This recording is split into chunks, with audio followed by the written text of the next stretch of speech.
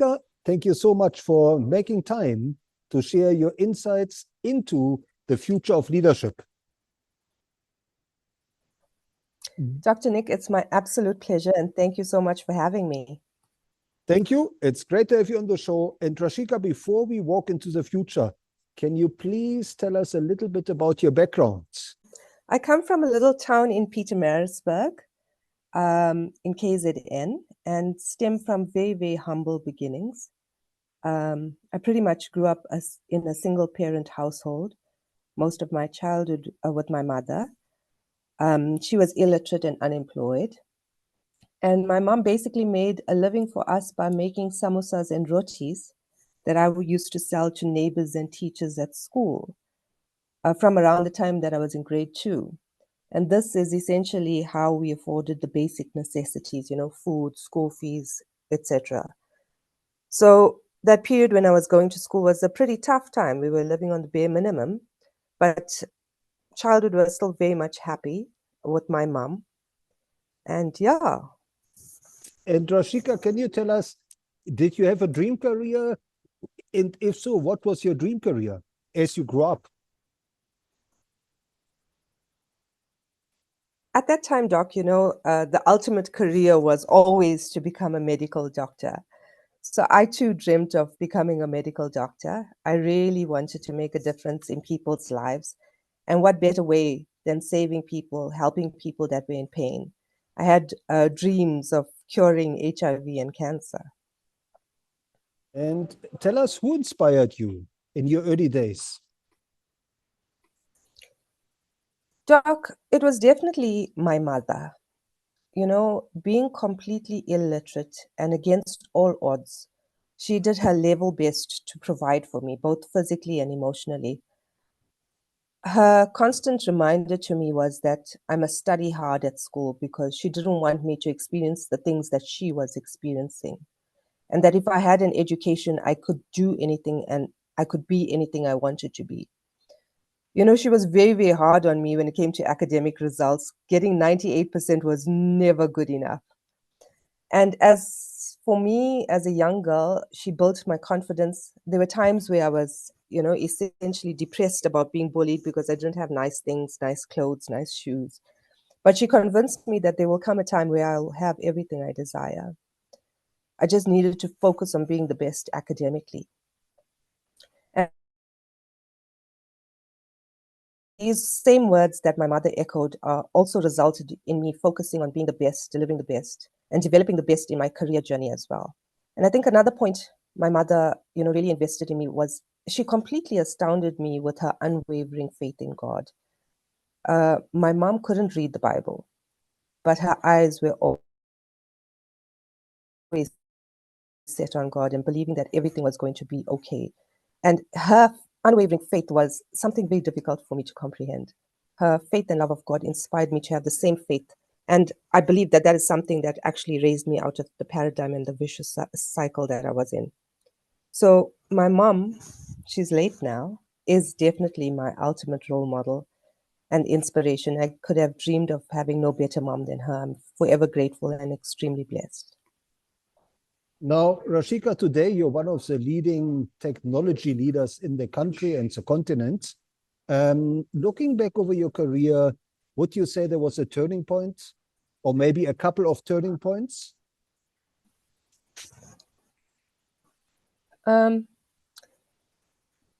Funny story, Doc. But at the time, it was very, very devastating for me, I must say. Look, throughout my schooling career, I was one of the top students at my school, getting great results, hopefully and fairly confident that I would get a bursary to study medicine. I eventually gained a full scholarship to study medicine at the University of Stellenbosch, however, not for accommodation. And we couldn't afford this. So my dreams of becoming a medical doctor was completely shattered. I was devastated. And my mother said I needed to study something else, but I was completely depressed. I refused to study anything. And so my mom practically forced me out of the house and took me to a small college in Pietermaritzburg to study a one-year computer course at that time, where connectivity was, the dial-up at 64 bits per second, can you believe? And then my love of tech grew there. And then I studied a national diploma through the University of Cambridge, and I got an BSc IT degree and then an MBA as well. So that essentially was my turning point. And then I landed my first job when I started lecturing at one of the local colleges in Pietermaritzburg. Thereafter, I moved up to Gauteng and took up a call center job with Telkom, resolving customers' internet connectivity challenges. And then after a year, I gained a position at Telkom's data center as a Microsoft specialist for a year. Thereafter, I became a product developer at Telkom for fixed line services. And thereafter, I was promoted to senior manager for convergence and unified communications. And at that point in time, I became the executive. And when I became the executive, I built that business from the ground up to about a multi-billion rand portfolio in a few years. And I think for me, that was one of the biggest career accomplishments, as I was the youngest and only female executive at 27 years old in a very male-dominated tech environment. So due to my success in that role, I was then spearheaded to lead small, medium business in Telkom. And that was large as well. I mean, I was overseeing 4.5 billion rand, looking after 297,000 customers. And thereafter, I left to become the Chief Technology and Information Officer at Centec, transforming Centec's IT and essentially transforming them from a broadcaster and signal distribution player to a provider of digital services. And thereafter, a couple of years later, I was headhunted by Amazon to lead the South African organization as the executive director and the country manager responsible for multiple industries such as healthcare, education, public sector, nonprofits, aerospace, and satellite. Now, at AWS, being one of the leaders driving investment into our country and into the greater Africa region from an economic impact perspective, a skills perspective, enabling entrepreneurship, employment opportunities, and leading digital transformation and bridging the digital divide really gives me a sense of purpose. So essentially, this was my turning point from a medical doctor to a business leader with a purpose to make a meaningful difference to people's lives, communities, society, and the African continent, and hopefully one day even the world.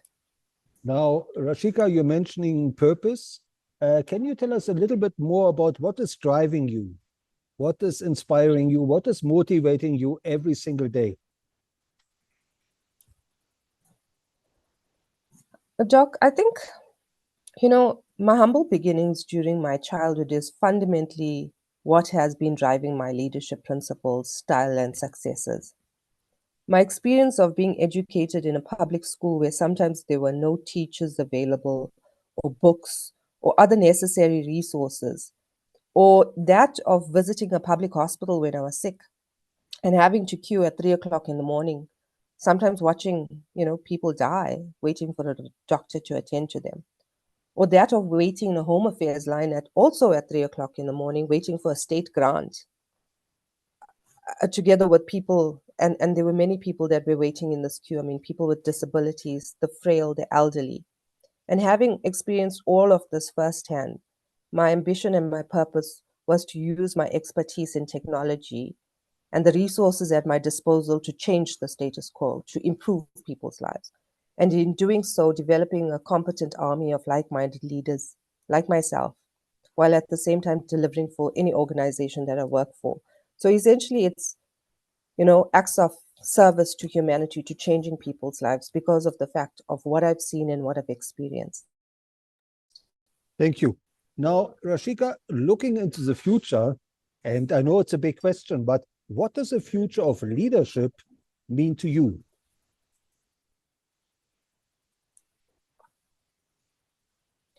This is a great question, Doc. And I think we need to delve a little bit deeper into this question to understand, firstly, what is a leader and what must they do? What are they responsible for? And for me, a definition of a leader is not someone that has authority over a team of people that is earning the largest paycheck. My definition of a leader is someone that steers a host of resources, people, process, technology, budget, in order to serve the masses for the greater good. Now, in terms of what does the future of leadership mean to me, it is essentially how we are building and empowering others to achieve their full potential to be leaders. And fundamental to this is building the next generation of leaders with the right values, principles, and qualities that will be their true north in the execution of their responsibilities, the responsibility to serve for a greater good. So for me, there's three principles that I focus most on, right? First and foremost, it's living a life with integrity. And this entails having a moral and ethical compass through which I live. And it's based on doing the right thing for the right reason at the right time. It's based on my word is my bond, saying what I mean and do what I say is non-negotiable. And for me, having integrity is the most important value because it has a direct impact on one's reputation. And your reputation, your name is absolutely priceless. The second one, or the second critical principle for me, is always doing everything with 100% heart. Otherwise, don't do it at all. And the final critical principle for me is, or the way that I lead, is essentially failing fast and failing forward. For me, I have only been successful because I was bold enough to try something that somebody else was afraid to do because they were afraid of the risk of failure. And I failed many, many times throughout my career and even throughout my life. But always learned from that failure, adjusted, pivoted, and tried to take the next step forward, ultimately leading to many successes that I've also experienced. So I think, Doc, that's what it is, in terms of the future of leadership. It's firstly understanding what is leadership and then also building leaders for the next generation, for our future generations. Right. Thank you. Now, Rashika, you're talking about building leaders for the next generation. What is it we should do to build more leaders, to develop future leaders? Um, Or maybe, in other words, from your own experience as a leader that has grown through the ranks, what are the success factors that we need to consider when developing future leaders? okay. So, like, for instance, I think that for me, I knew very early on in my life that what my purpose was.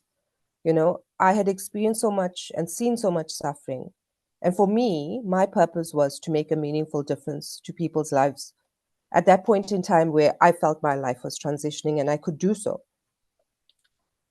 So I think for me, for leaders, if you are able to find your purpose, firstly and foremost, in every job role that you are in, I think that will essentially drive you. So, for instance, in every job role that I was in, I was successful at attaining incredible achievements because I linked my purpose to the KPIs of my job. And I'll give you a simple example. When I was a call center agent fixing people's internet challenges, and you would wonder what kind of purpose is there in that except fixing people's problems, right? But in my mind, I related that there were children out there using the internet for their school projects, for their research. There were some people out there that were using the internet for jobs. And when I helped someone fix their internet connection, I was helping a child get a better education so that they could grow up and find employment, improve their people's lives, communities, and positively impact the economy and not resort to crime. So typically, people in their jobs generally at some point in time find frustrations and start hating their jobs.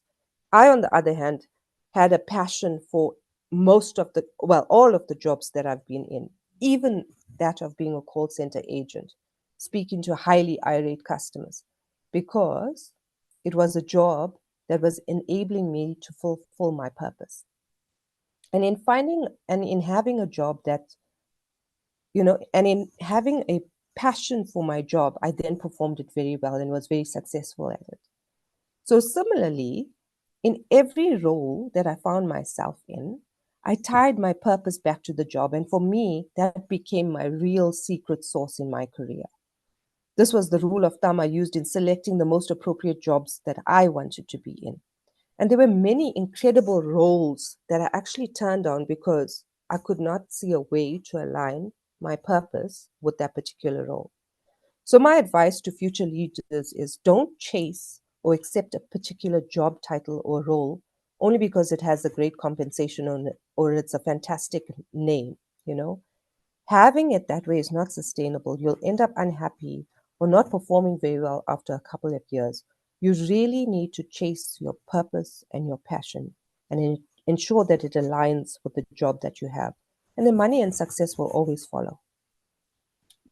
Now, Rashika, these are challenging times as the world is stumbling from one crisis into the next. What is your advice for future leaders in terms of challenges? So what are some of the biggest challenges they should expect to encounter and hopefully overcome in their career?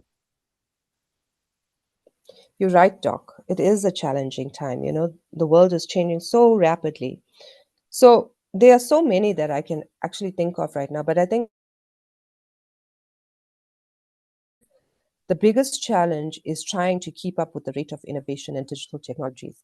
If you think about it, over the last 20 or so years, we've seen exponentially rapid digital innovation and disruption from dial up connectivity that I spoke to you about earlier to now generative AI.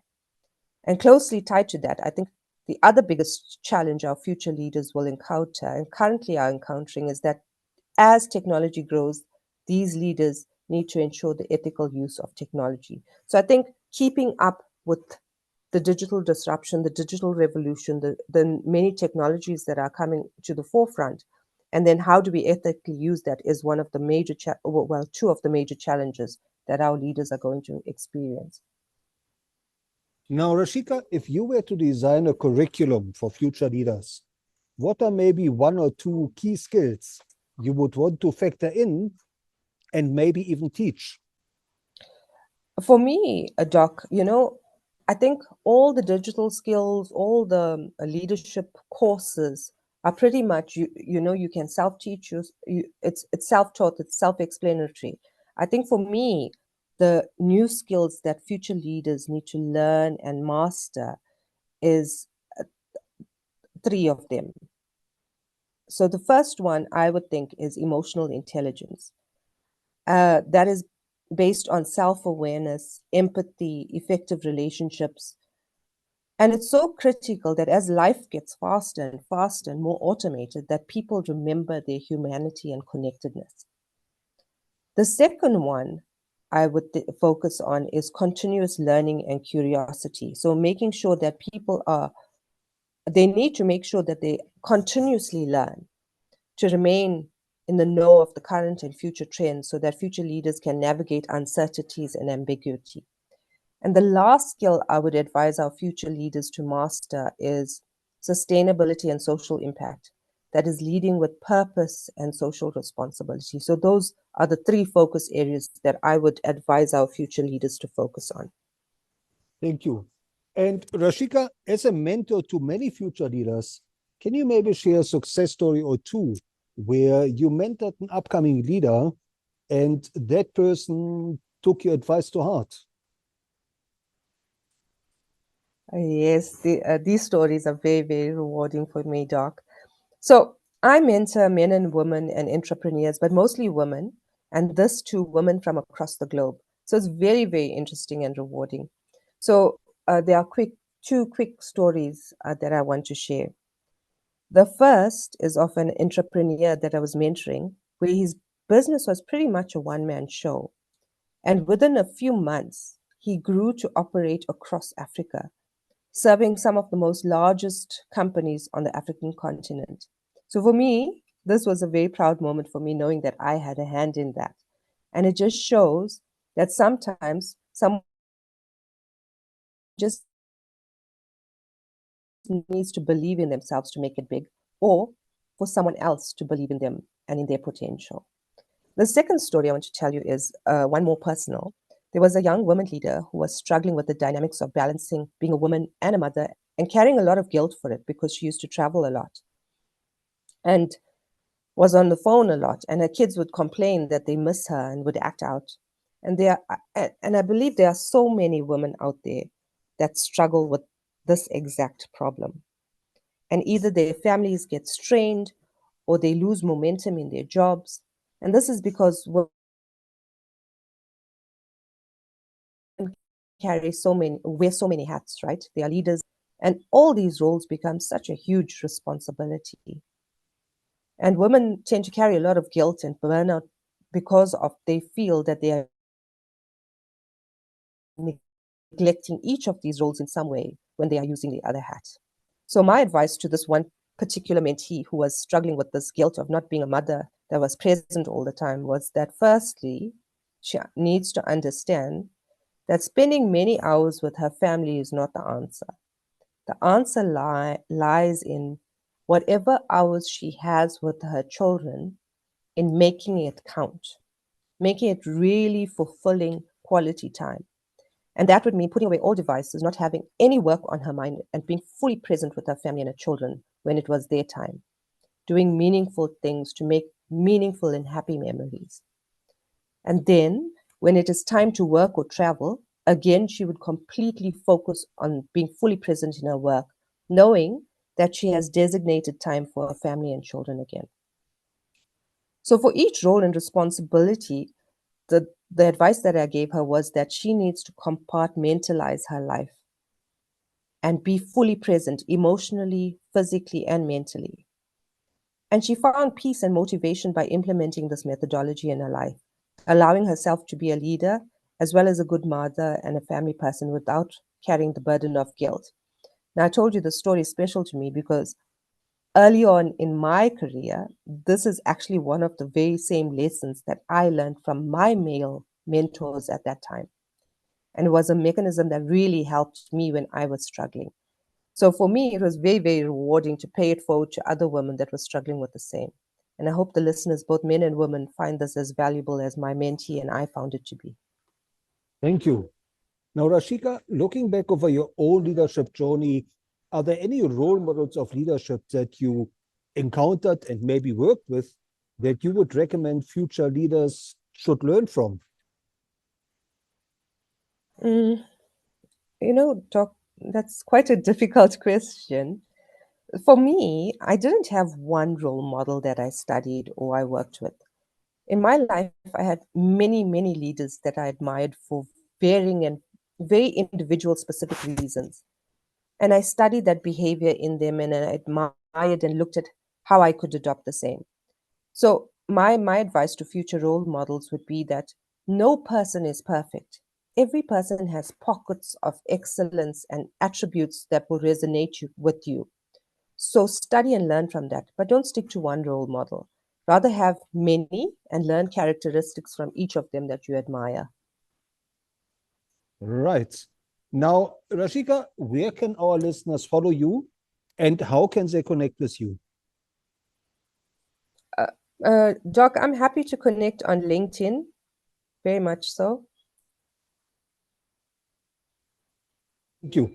And finally, last but not least, Rashika, what is your advice to the millions of learners out there who are looking to finish school, to start a career? What are maybe one or two success principles they should keep in mind?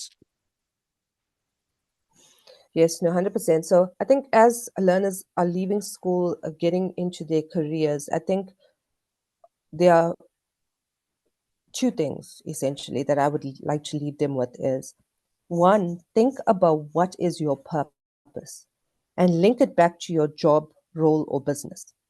If there's no link, then you're really underutilizing your potential. When you find that your purpose and your role align, you really find a sweet spot where your efforts become effortless because you're passionate and your success will follow. And I think the second thing is that I want to leave or ask our listeners now more than ever, we need leaders with integrity moral and ethical leaders with purpose and social responsibility. And so I'm asking our leaders that are listeners here as well, be that leader and serve for our time now and for the future generations so that we can leave a better legacy and a better world than we found it. Thank you, Rashika. Thank you so much for sharing your insights and your wisdom into the future of leadership and for inspiring so many future leaders. Thank you, Doc Nick. I really appreciate it. Thank you for the interview. And I hope there's a lot of people that learn from this as well.